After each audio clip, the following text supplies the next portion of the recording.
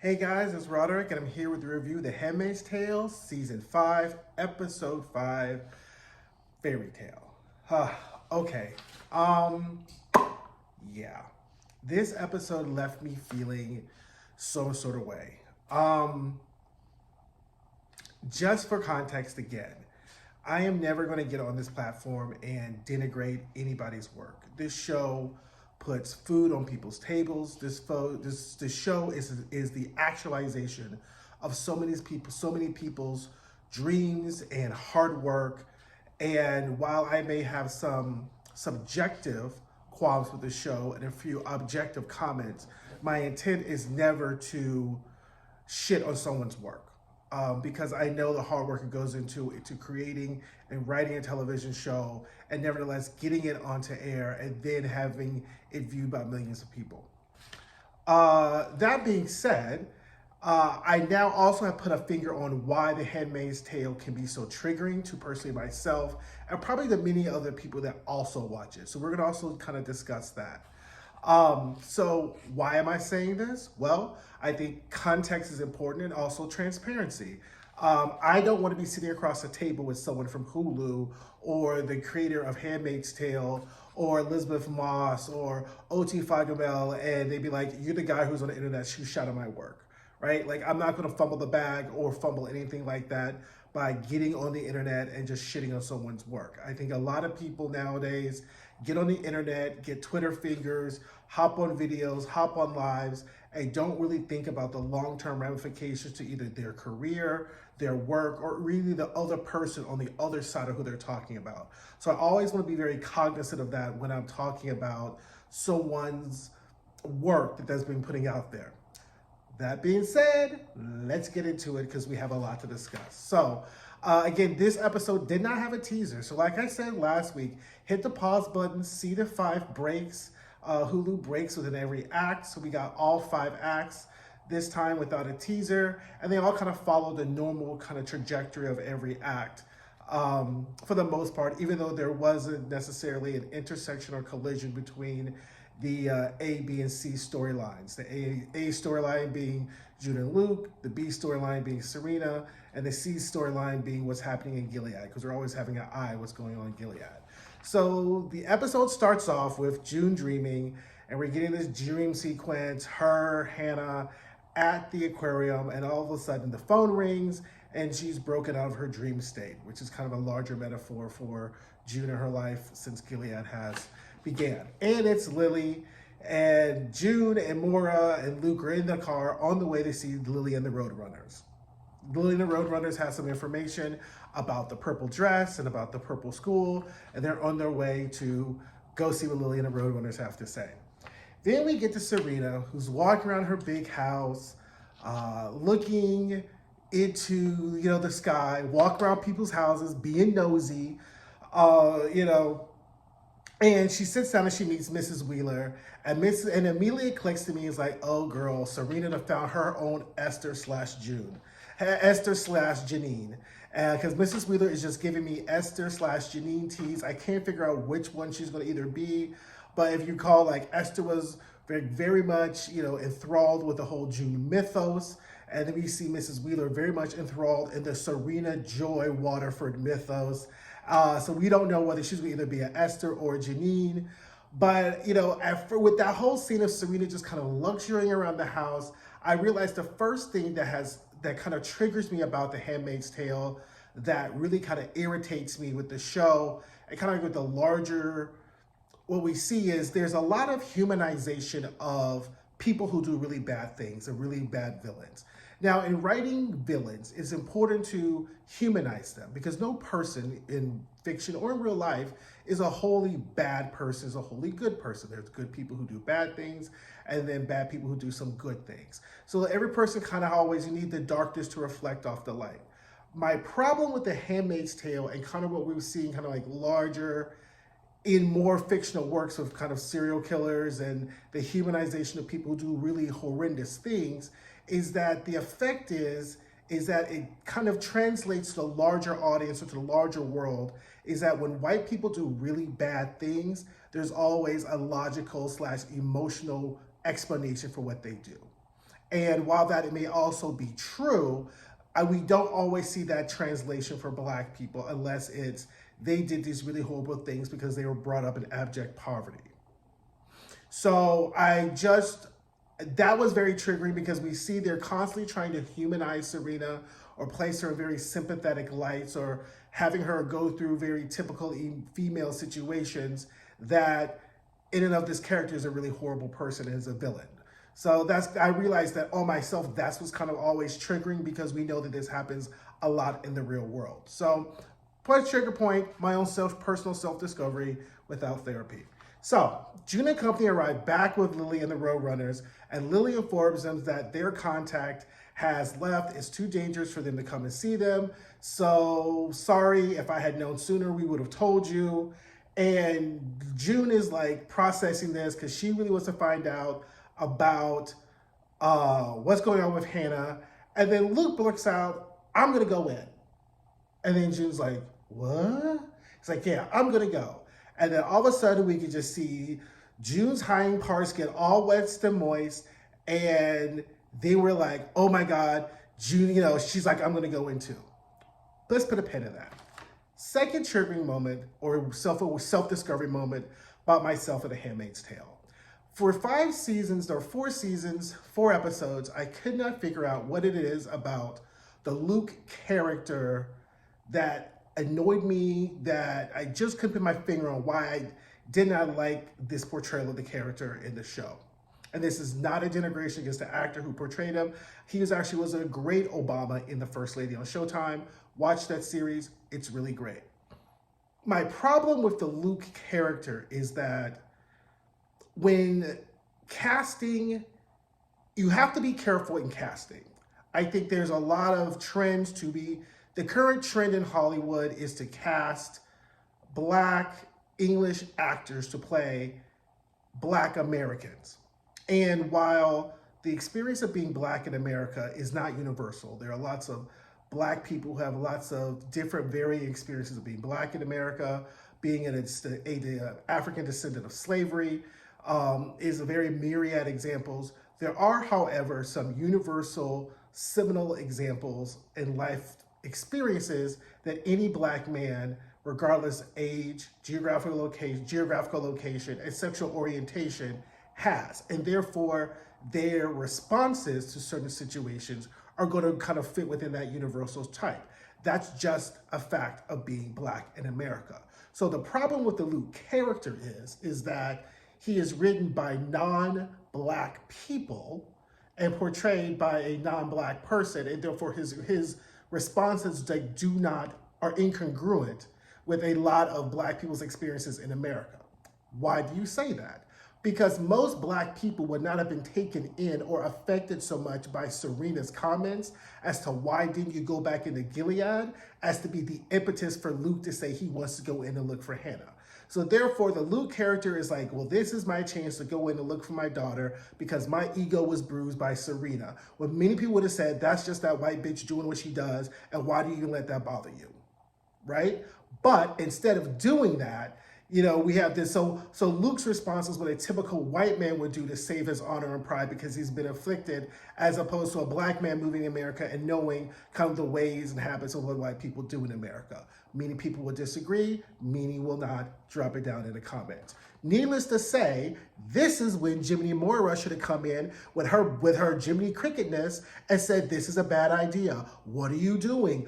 All the entire seasons, all Moira does has been Jiminy Cricket, June and Luke, and now here's her opportunity to Jiminy Cricket them, and all we get was literal crickets from Moira. I was literally done. I was like, done, done, done. And now, June, as they're walking, and so it's now nighttime, and they're walking. And so then all we're doing is June is having flashbacks, like we're having flashbacks of the last motherfucking time she was in the woods. Everyone is just I'm literally holding my breath through every march through the woods, being like, girl, this is bad, this is a bad idea, this is a bad idea, this is a bad idea.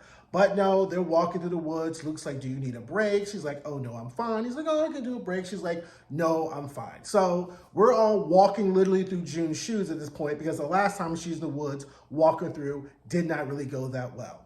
Meanwhile, Jimmy Mora, who clearly is sleeping on the job of having business and being Jimmy Cricket, is trying to low-key finesse Lily. I'm like, girl, put your pussy on ice. Like, she's like staring through the window. This would have been a good time to bring Mora along, to be like, hey, this is a bad idea, or I don't think we should be doing this. But clearly, no, Mora's whole role is to sit around and just like the gay ghost and move things around and not have any corporeal desires, and to low-key like finesse all the potential lesbians that are on the show. Such is life. Anyway, Serena comes downstairs in her nude outfit, because what else is she gonna wear? And Mrs. Wheeler has a little party. So this was the next kind of moment in this show that kind of like left me feeling some sort of way. So Serena comes downstairs. Mrs. Wheeler has gathered some other pro-Gilead women, which again, if they so much like Gilead, why don't they just go to Gilead then? I still don't understand why that question hasn't been answered as to why these people, if they're so much for Gilead, why don't they just go to Gilead and build Gilead from the inside out and make it great? But I don't know. Anywho, they're all sitting there. Serena comes down in her full pregnancy mush, and all of a sudden, the baby kicks, and these women start, touching her belly, and I just see all of these like white women like holding on to Serena's belly, and it was just like this very uncomfortable visual of women who really want children, not necessarily because they think they'll be good parents, not because they think that they have a great life lesson or something they can instill, but because they think it's the completion of their role as women in society. So as I'm sitting here thinking, well, maybe you're being too harsh. Maybe this really isn't about white women and their whole self-actualization problem. We get a flashback to Serena and Mrs. Putnam walking through the hospital, kind of being like, oh, girl, thank God America's gone. Could you imagine living, back there? And why would people ever want to go back to times, pre-Gilead? And they walk across this nursery. And this nursery is full of mainly or majority of brown and black children that no one wants. And the way the kind of scene is set up and the framing is this much like you're looking at a pound. And looking at animals and children that are in a pound, you really much got that sense of the devaluing of these, brown children's lives. And then Serena wants to low-key wave at this little black girl, and she was like, okay, back to my coloring.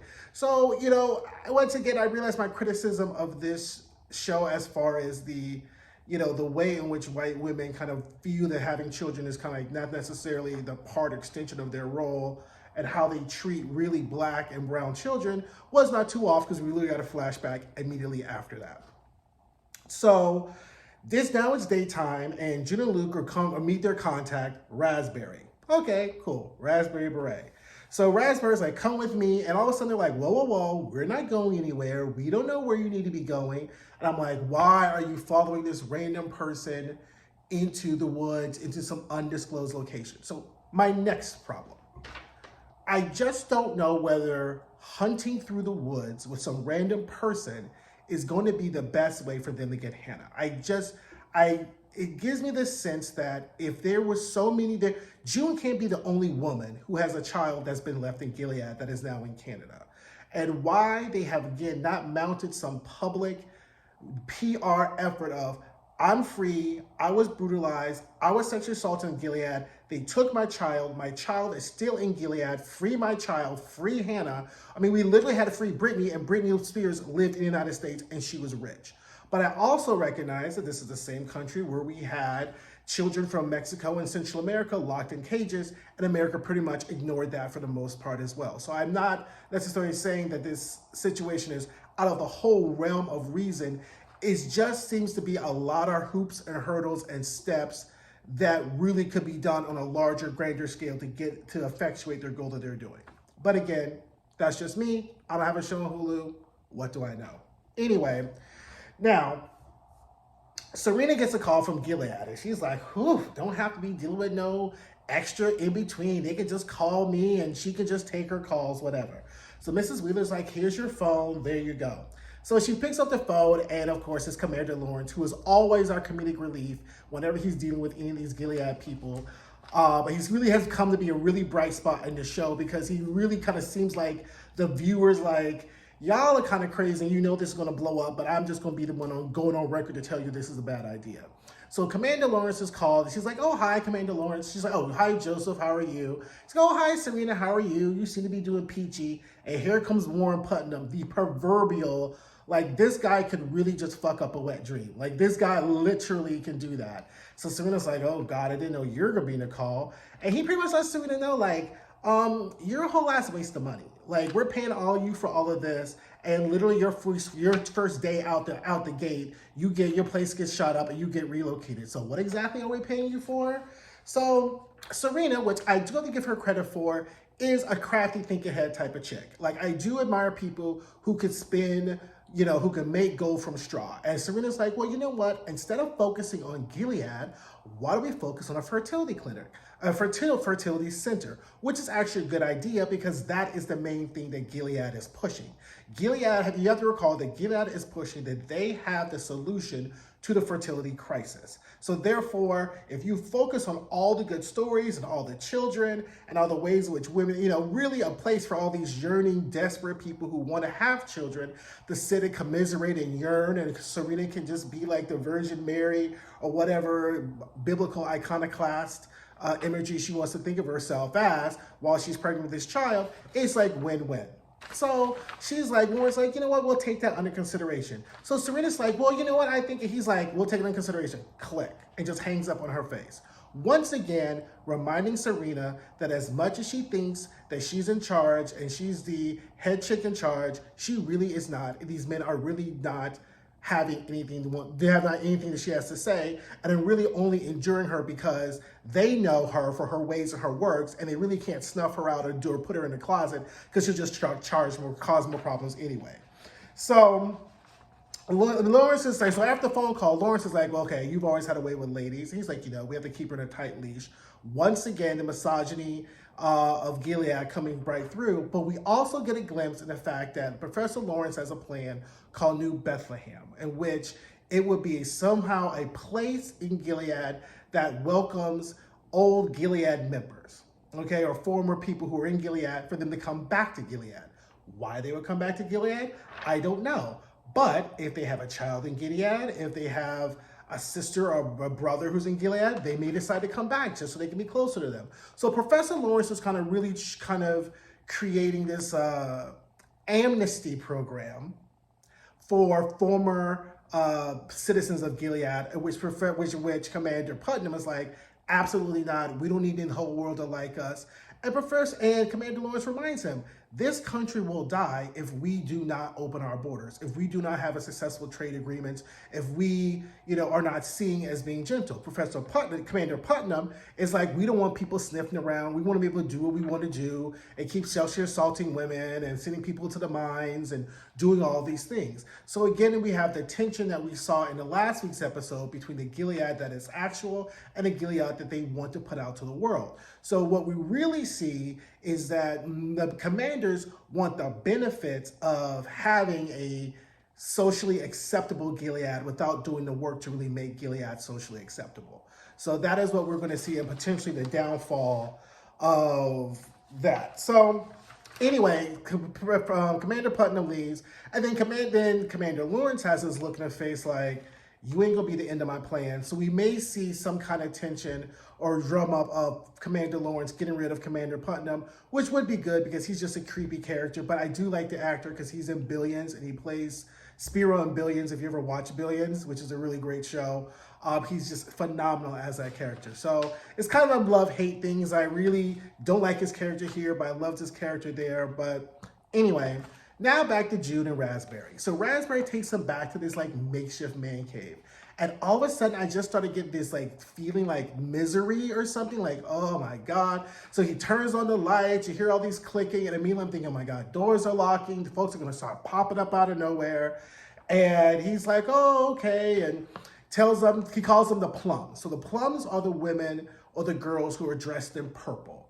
And while they're dressed in purple, they go to these kind of finishing schools where they're treated like princesses, and then they're also, trained to how to be wives. And I guess they're matched with potential commanders or potential men while they're in there. And Serena, and immediately June is despondent and beside herself. So June's like, okay, thank you. He hands Luke this hard drive, which has all this information on it. And then Luke is like, okay, great. She was like, okay, bye. And he's like, oh my God, you can't leave now. It's too dangerous to go during the daytime. You got to move at night. And immediately I was like, oh my God, why are you still doing this?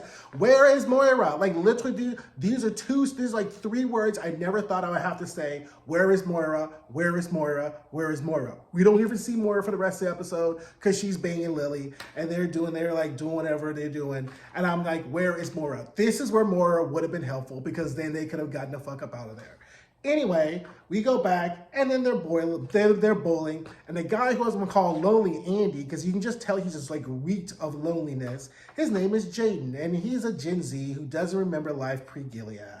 And they exchange names, which for some reason just gave me the trigger that, oh my God, something bad's going to happen. It's like once you go with like no names, because Lily was like, we're not telling people's names. And when she said, my name is Jaden, I was like, we ain't going to see you for a while, Jaden. It's kind of like the virgin having sex in a horror movie type of thing. It's like once something sacred is taken, you know that character's done. So anyway, June is jittery like I'm jittery. Like June is like looking around like, okay, what's going on? And I'm like bouncing up and down, okay, because this whole situation just isn't feeling right. I'm like, girl, you need to get out. For the first time in a while, me and June are on the same page because we both are like, okay. Well, let's just get out of here. Let's get out of here. And so then Luke starts playing the keyboard. And he goes from like Yankee Doodle Dandy to he starts playing like Let's Get Together by Marvin Gaye. And did anyone else think that the song he should have been playing is like Love the One You With?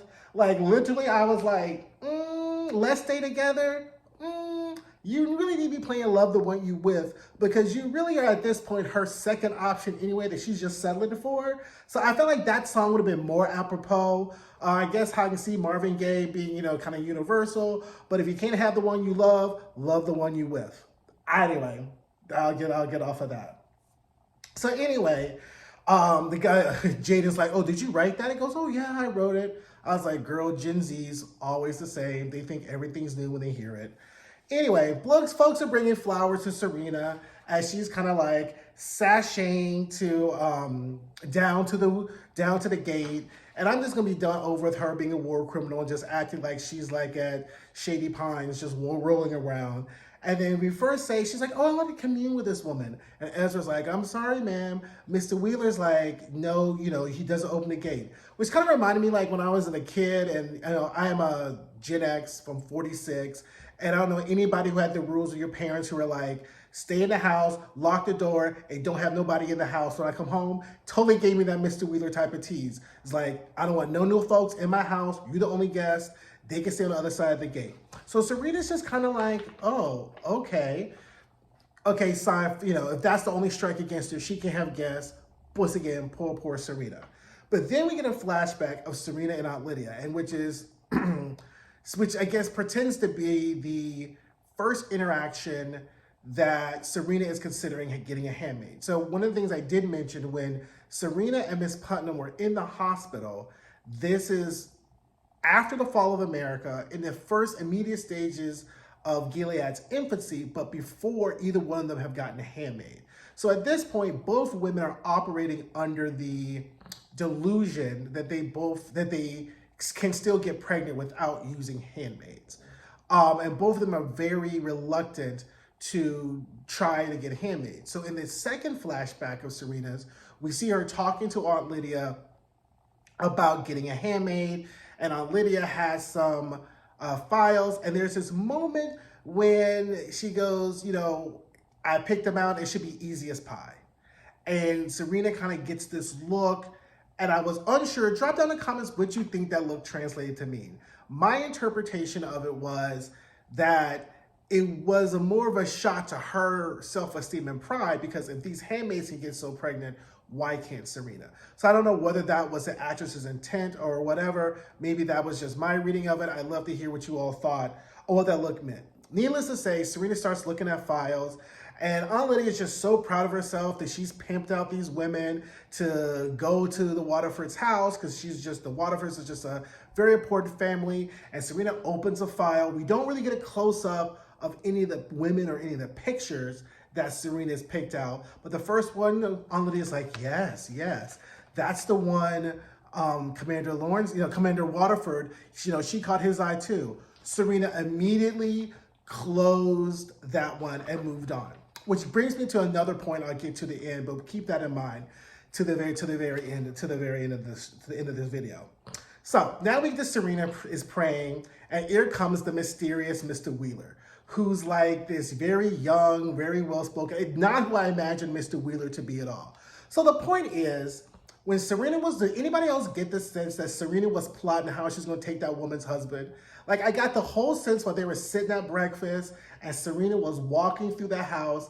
I really got the sense Serena was in her mind thinking, I'm going to take this bitch's husband and I can be Mrs. Wheeler because my baby needs diapers and bottles and formulas and whatever. So women, men, stop bringing sneaky folks around your man, around your chick, okay? Serena is not the person to ever have around your man or your chick, because she will go both ways and either way to effectuate what she wants. So the whole time I was like, girl, you are trying to steal this woman's husband. I know it, I know it, I know it, I knew it. So then Mr. Wheeler shows up and Serena starts to do her little and I was like, oh girl, here we go. She's gonna take this woman's husband. So then she was like, oh, is there any way, so Mr. Wheeler says, we're gonna move forward with your idea. So she's like very excited. And he's like, okay, well, great. Is there a way I can have a cell phone? So that way I can have some talk to the staff. And he's like, oh, you'll have input. But, they pretty much have it. And lets her know that the health of the baby is the most important thing. And I said,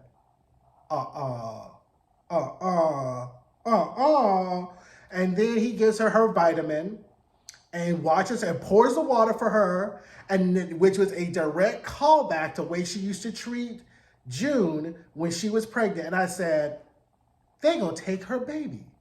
They gonna make her a handmaid. Anyway, let me know if that's what you're thinking too, because it is totally giving me the setup that these people are gonna take Serena's baby and make her, and since she can have children, they can put her as the handmaid outpost in Canada, being shuffled around and doing whatever. This is totally, that would be probably the best payoff for Serena if she is made either a high-key or low-key, under-the-ground handmaid. Not that I'm wishing sex trafficking on anyone, but that is what Serena deserves. And I really think that these people are going to take her baby after she has her baby, and they're feeding her, and they're doing all these things because Serena is realizing she does not have free reign. She can't leave the house. She can't have a cell phone. They're going to watch her take her vitamins. Why are you concerned about the vitamins I'm taking from my baby, unless it's going to be your baby soon? Trust and believe, I think they're going to take Serena's baby, and you heard it here first.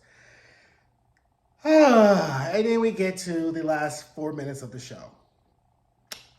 So they're walking in the woods at nighttime, and they're walking, and we hear a click. Jaden has stepped on a mine, and they're like, oh shit, Jaden stepped on a mine. And they're like, okay, so it's a mine. So Jaden moves, his leg blows up, June wraps a belt around him to stop the bleeding. She's like, we got to get out of here. And now us and June are in the thralls of our worst nightmare, running through the woods with flashlights, running from the eyes of Gilead. And I am getting angrier and angrier and angrier as I watch this. And then they're almost at the border, and then they're running, and here comes a truck behind them, here comes a truck in front of them, and all of a sudden, they snatch up June, they snatch up Luke, and they get separated, and we have the credits.